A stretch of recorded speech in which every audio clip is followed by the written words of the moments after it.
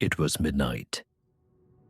In an old apartment far from the city center on the 5th floor, Daniel sat alone, staring at his computer screen with sleepless eyes. When he looked out the window, he noticed movement in the abandoned building across the street. That building had been empty for years.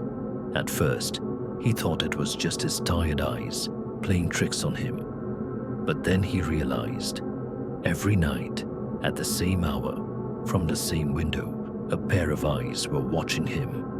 No curtains, no light, just those glowing eyes piercing through the darkness. One night, he couldn't take it anymore. With the flashlight in hand, he crossed over to the other building. Forcing open the rotten door, he stepped inside and saw words carved into the walls of the empty apartments. Greater than, I'm watching you. You are not alone. Now it's your turn. His heart pounded as he heard footsteps upstairs. The sound was slow and deliberate, as if someone wanted it to echo. Holding his breath, Daniel crept toward the staircase, only to hear the footsteps quicken. When he reached the upper floor, a blood-stained man emerged from the darkness. In his hand gleamed a rusty knife.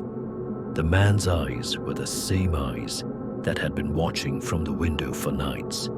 Daniel turned to flee, but every exit had been sealed shut with nailed wooden planks.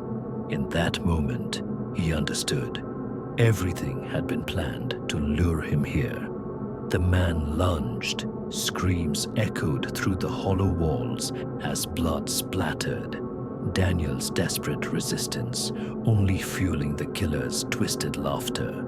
The last thing he saw as he was dragged across the floor was a new message written in his own blood. Greater than it's not me watching you anymore. You are here forever. When morning came, the building was silent once again. But in the window of the abandoned apartment, a new pair of eyes appeared. This time, it was Daniel staring back.